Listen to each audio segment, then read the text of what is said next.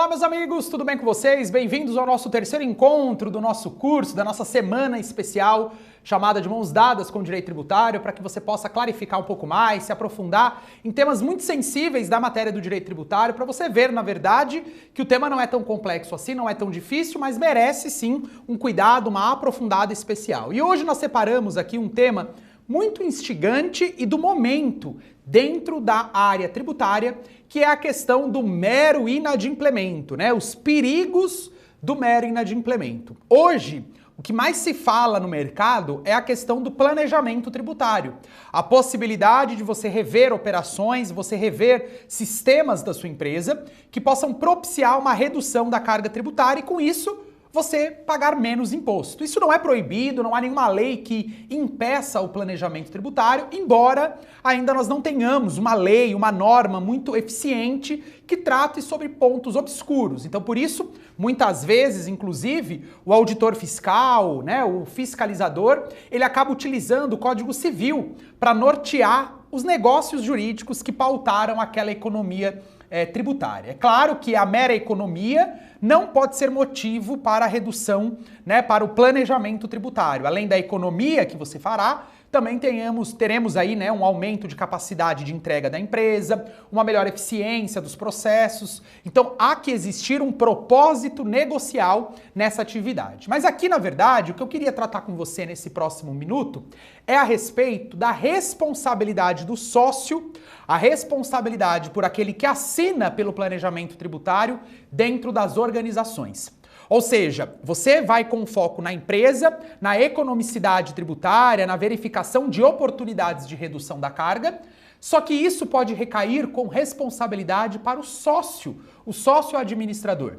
Então a ideia que a gente vai agora discutir é se esse sócio pode vir a responder por dívidas tributárias por mero inadimplemento do tributo.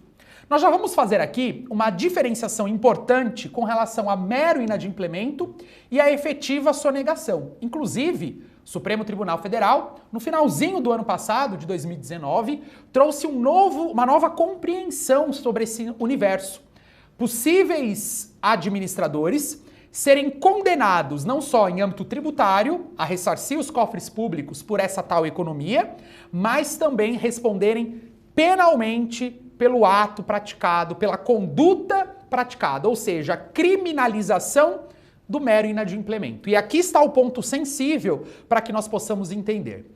Antes da gente, então, fazer essa diferenciação entre mero inadimplemento e a sonegação, o chamado devedor contumaz pelo Supremo Tribunal Federal, é importante que nós entendamos que, em regra, o sócio só virá a responder pelo inadimplemento da empresa quando ele pratica atos ilícitos em prol da empresa. Veja só, nós temos dois artigos bem diferentes no CTN. Um artigo previsto lá no caput do 134, que diz que quando o contribuinte, no caso a pessoa jurídica, não tem dinheiro para pagar o tributo, lá no inciso 7 desse mesmo artigo, nós sabemos que o sócio pode vir a ser responsabilizado na liquidação da pessoa jurídica.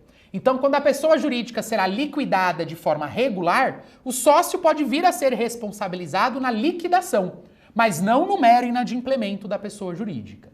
Contudo, nós temos um outro artigo importante, que é o artigo do 135 do CTN. Lá no artigo 135, estabelece que é possível, por atos ilícitos, por práticas ilícitas, que o sócio gerente, o sócio administrador, venha a responder por essas dívidas tributárias, ok? Mas calma, que quando a gente fala atos ilícitos, um desses atos ilícitos seriam os atos previstos, né, na lei, no Código Penal. Então, portanto, apropriação indébita, sonegação, fraude, crime de descaminho, essas atividades ilícitas praticadas pela pessoa jurídica em comum acordo do sócio, né, por referendo do sócio, isso geraria uma responsabilidade. Excesso de poder, então são os casos previstos de maneira taxativa no artigo 135 do CTN, ok? Então é possível, na liquidação da pessoa jurídica, que o sócio venha a responder de uma maneira subsidiária, enquanto que no artigo 135, que trata dos atos ilícitos, o sócio pode vir a responder de maneira pessoal, ou seja, com o patrimônio próprio dessa pessoa física sócio. Temos duas súmulas importantes para nós analisarmos dentro deste contexto, da empresa que vai responder pela dívida tributária, que na verdade é devida pela empresa, mas o sócio acaba sendo responsabilizado. E aí eu trago a vocês a súmula 430 do STJ. Lá na súmula 430 diz que o inadimplemento, o mero inadimplemento da pessoa jurídica não pode por si só gerar responsabilidade solidária do sócio. Então, por exemplo, a empresa é uma transportadora e aí ela recebe lá o carnê de IPVA de todos os seus carros, de todos os seus caminhões. E a empresa realmente, apesar de saber que ela tem que pagar, ela prefere pagar um funcionário, já que nós estamos, né, num período mais delicado ali de restrição comercial, de restrição empresarial. Então é comum as empresas, por baixa viabilidade financeira, escolherem, né, se elas vão pagar o tributo ou se ela vai pagar o funcionário. Então, até pensando na função social da empresa, eles acabam optando pelo pagamento do funcionário. Então, o carnê de IPVA que deflagra todos os veículos de propriedade daquela transportadora não é quitado pelo empresário. Ele virá a responder por isso? Não. Estamos diante da súmula 430. Mero inadimplemento não pode gerar culpa, responsabilidade para o sócio. A questão agora é a súmula 435, que já traz uma situação diferente, que é aquela situação quando eu pratico atos ilícitos. Perceba na leitura da súmula 435 que presume-se fraudulenta, presume-se dissolvida irregularmente a empresa que deixa de funcionar no seu escritório, no seu endereço. Então, se você tem um cliente que tem uma empresa e ele pretende mudar de endereço, não tem problema nenhum, mas ele precisa comunicar os órgãos de fiscalização. A Receita Federal, por exemplo, estabelece um prazo de 30 dias para que após a alteração do endereço, você comunique os órgãos. Então você não pode apenas mudar de endereço e não comunicar aos órgãos de registro. Então se você atua na circulação de mercadoria, você tem que avisar o Estado. Se você atua, por exemplo, na prestação de um serviço, você também tem que comunicar ao município. Sem contar a junta comercial, em que você precisa fazer a alteração desse endereço no seu contrato social. Percebam como é importante, né, você observar certas condutas da empresa que poderá gerar reflexos para o sócio. Então se a empresa se desloca para um novo endereço e não comunica, de acordo com a súmula 435, isso será presumida uma dissolução irregular. E qual é a consequência dessa dissolução irregular? O sócio vai responder. Veja que ele diz que é legitimada nessa situação o redirecionamento da execução para o sócio. A execução é aquele procedimento judicial de cobrança, né? Então, dentro do processo judicial da Lei 6.830, o fisco pode pedir o redirecionamento para o sócio quando ele identificar que o sócio agiu exatamente com dissolução irregular. Uma outra situação muito comum é quando a empresa fecha de fato, né? A empresa fecha as portas, só que ela não dá baixa na junta comercial, ela não faz o trâmite, né, de finalização da pessoa jurídica. O Código Civil, olha como o direito tributário ele depende de muitos outros ramos, né? O Código Civil ele estabelece lá no artigo 45 que o registro é que faz nascer a empresa, é que faz ela ganhar personalidade jurídica própria. Assim como a baixa é o que provoca a extinção da pessoa jurídica. Portanto, se você tem uma empresa em que você não movimenta ela e que ela não tem endereço fixo, ela não tem funcionários, ela não emite mais nota, mas ela continua ativa na Receita Federal, isso significa que essa empresa ainda existe. E se você não quitar as obrigações tributárias que ela deve pagar, essa responsabilidade vai para você, sócio, como pessoa física. E aí a sua conta corrente, o seu carro, a sua casa poderá ser utilizada para pagar essa dívida tributária. Essa era a jurisprudência pátria que nós tínhamos até então, até o ano passado, em meados de dezembro de 2019. Até que o Supremo Tribunal Federal resolveu criminalizar o mero inadimplemento. Como assim, Pedro? Criminalizar o mero inadimplemento. A gente viu até agora que deixar de pagar não é um caso de sonegação. Deixar de pagar não é uma situação de fraude. Mas algumas empresas se aproveitavam dessa situação de mero inadimplemento para ganhar concorrência, para provocar uma concorrência desleal. Olha como no meu exemplo que está na sua tela vai ficar fácil você entender. Imagina uma empresa em que ela paga R$4 para fazer uma determinada mercadoria. Uma caneta como essa, por exemplo. Então o custo da mercadoria é R$4. Sobre essa mercadoria também vai ser carregado no preço final algumas despesas, né? porque a gente paga não apenas o custo da mercadoria, mas também despesas, como salário, como aluguel. Então imagine que essa mesma caneta que custou R$4, R$1 é de despesa, com salários, aluguéis de funcionário, salários de funcionário, aluguel da empresa e etc. Então essa caneta agora passa a custar R$5. Sobre a produção dessa caneta eu tenho alguns tributos, então eu tenho R$3 para pagar de imposto. Portanto, uma caneta que custou mercadoria 4, mais 1 de despesa e mais 3 de tributo, ela deverá ser vendida a 8. Mas não tem o lucro, né? A pessoa jurídica vive de lucro. Então ela carrega no preço da caneta mais R$2 de lucro. Então, portanto, quanto saiu o preço final da caneta? R$10. Esse é o preço de venda que eu e você, consumidores, pagaremos sobre essa caneta. O que acontece? A outra empresa, que é aquela devedora que não está muito preocupada com o seu dever de pagar tributos, aquela mesma caneta que ela também vende, que com o custo de R$4, mais o custo de despesa a R$1, que já perfaz a quantidade de 5, ela não paga o imposto de R$3 no meu exemplo. Então, portanto, ela vai ter os R$4 da mercadoria, R$1 da despesa e R$2 do lucro. Então aquela caneta vai sair por R$7. Então eu tenho o devedor correto, que vai pagar 10, e eu tenho o devedor irregular, que vai pagar R$7. Veja como a concorrência aqui não está sendo leal, porque apesar de eu estar vendendo a mesma caneta, o preço dela está mais barato. Mas por quê? Porque eu deixei de pagar o imposto. Ou ainda pior, né? Quando o devedor, a empresa, joga o preço do imposto aqui dentro, então ela também vai vender a R$10, porém esse imposto ela guarda como se fosse lucro. Então é como se ela estivesse lucrando o dobro da empresa concorrente. Será que é justo? Será que é correto uma empresa crescer exponencialmente, lucrando mais ou vendendo mais barato, por não se observar a regra do pagamento de imposto? É em cima desse contexto que o Supremo analisou a questão do devedor contumaz. Então, o ano passado, o Supremo Tribunal Federal definiu uma seguinte tese de repercussão geral.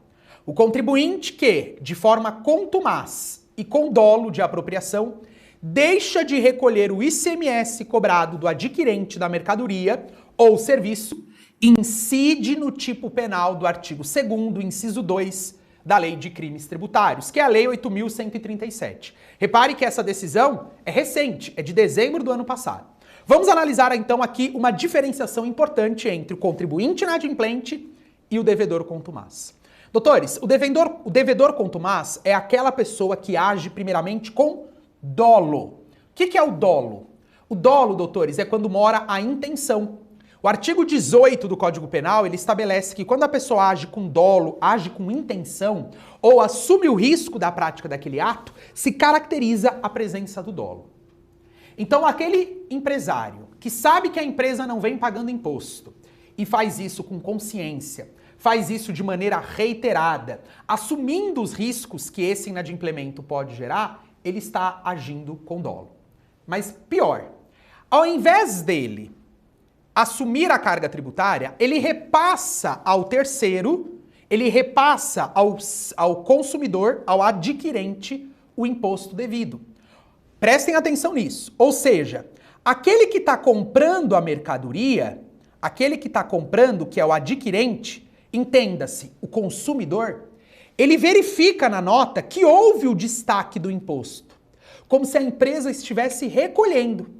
Então eu vou comprar aquela mercadoria que eu acabei de dar no exemplo por R$10 e lá na nota vai estar escrito R$3 de imposto. Mas o que a empresa faz com esses R$3? Guarda no bolso, de forma intencional, buscando lucrar mais ou buscando trazer uma concorrência desleal. Às vezes ela até baixa um pouco o produto, né, vendendo a 8, vendendo a 7,50 no meu exemplo, para que ela então tenha uma maior concorrência, possa aplicar um preço mais competitivo. E aquele concorrente que paga imposto direitinho, preocupado em atender todas as regras legais, fica prejudicado. Então veja, primeiro eu tenho uma empresa que age com intenção, consciente. Segundo, ela repassa o valor do imposto para o adquirente como se fosse recolher aquele imposto. Mas ao invés de repassar para os cofres públicos, ela guarda o dinheiro no bolso. Nesse caso, então, doutores, temos uma possível figura do devedor contumaz. Pedro, mas basta deixar de pagar um boleto que eu já estou enquadrado na questão do devedor contumaz? Aí que está o problema. O Supremo Tribunal Federal não estabeleceu um critério nacional do que seria esse devedor contumaz. E aí hoje os doutrinadores discutem, será que a figura do devedor contumaz? Porque veja que ele fala, né, de forma contumaz, de forma reiterada. Mas quanto é reiterado? 1 ano sem pagar esse imposto? 6 meses? 10 anos? Aí se discute se essa definição de devedor contumaz seria a competência legislativa do direito tributário ou competência legislativa do direito penal. Qual que é a diferença? Se for do direito tributário, todos os estados têm competência concorrente. Não é isso que diz o artigo 24, inciso 1 da Constituição? Se a caracterização do devedor contumaz for de natureza meramente tributária, o artigo 24, inciso 1 da Constituição diz que todos os entes federativos têm competência concorrente. Agora, se o conceito de devedor contumaz for um conceito penal, de tipificação de um ilícito penal, aí nós estamos falando de competência exclusiva da União, porque o artigo 22, inciso 1 da Constituição, estabelece que aí nesta hipótese a competência seria da União. E aí que mora o problema. Se for uma definição de tipificação penal, competência da União, as leis estaduais e municipais não teriam poder para caracterizar o devedor contumaz. Contudo, se for uma tipificação de direito tributário, as legislações locais poderiam sim definir o conceito de devedor contumaz. Então minha sugestão é que caso o seu contribuinte esteja sofrendo uma ação tributária que identifique ele, caracterize ele como devedor contumaz e por isso não é mero inadimplemento, não é apenas deixou de pagar, mas está sendo enquadrado no tipo penal do artigo 2º, inciso 2, você precisa verificar a legislação local, porque na prática, como o Supremo Tribunal Federal não fez essa diferenciação entre o devedor contumaz e o mero contribuinte com relação à tipificação do crime, né, o tipo penal, a gente hoje vai ter uma disputa concorrencial legislativa entre estados e a União. Existem alguns estados, inclusive, como Minas Gerais, São Paulo, que já aplica a legislação local para o conceito de devedor contumaz. Então pode ser que se sua empresa tem alcance nacional, cada estado tem uma regra diferente. E aí que fica a loucura para quem advoga na área tributária, para poder entender que pode ser que São Paulo ficar 6 meses sem pagar não é devedor contumaz, mas lá em Minas Gerais já é. Então, olha o conflito de normas que nós vamos ter. Então, os doutrinadores, né, os juristas, vêm criticando demais esse posicionamento do Supremo, que não trouxe essa questão da qualificação do devedor contumaz com relação à competência legislativa. E aqui mora todo o imbróglio. Qual é a minha sugestão, a minha orientação? Sempre que você demonstrar que o devedor deixou de pagar o tributo por uma questão econômico-financeira, ele não se aproveitou do valor embutido no preço. Ele não quis levar vantagem. Tanto é que ele usou aquele dinheiro para pagar os funcionários, para pagar as despesas da empresa, que hoje vive uma situação diferente. Vive uma situação de calamidade pública. Então, assim como o Estado sofre, o contribuinte também. Mas o Estado vai querer saber disso? Claro que não. O Estado ele quer cobrar, ele quer arrecadar. Então verifique, doutores, não só a presença do dolo, verifique também se a legislação local estabelece algum critério objetivo e verifique o motivo pelo qual o contribuinte deixou de pagar. Se ele deixou de pagar em alguma circunstância econômico-financeira por dificuldades de manter a empresa, então a gente desqualifica a figura do devedor contumaz, que é aquele que faz intencionalmente com o objetivo de promover uma concorrência desleal, com o objetivo de ganhar mais vantagem sobre as demais empresas. E é aí que está a diferenciação entre o devedor contumaz e o contribuinte inadimplente. Quando você pensar num planejamento tributário, isso deve ser levado em consideração. Quais são os riscos que esse planejamento pode gerar para o sócio ao ser caracterizado como devedor contumaz? Então você não deve apenas observar as regras de compliance, você não deve apenas observar o cumprimento das obrigações acessórias, mas você deve verificar, dentro da legislação local, que é a realidade atual, se existe algum critério objetivo que possa caracterizar no Código Tributário do Estado ou no Código Tributário do município, a depender do tributo a qual ele está submetido, como se qualifica, se caracteriza um devedor contumaz. Enquanto isso, a gente fica no debate para saber se esse conceito é de qualidade do direito penal, portanto, competência exclusiva da União, artigo 22, inciso 1, ou se é competência da matéria tributária e, portanto, competência concorrencial. Porque se realmente, lá na frente, daqui a alguns anos, for definido que a competência é da União, o seu contribuinte pode ser, inclusive, absolvido por ausência de tipificação, erro de tipo, quando não existe o dolo, ou ausência de tipificação de fato lícito, típico, para que você possa enquadrá-lo dentro do conceito de apropriação indébita tributária.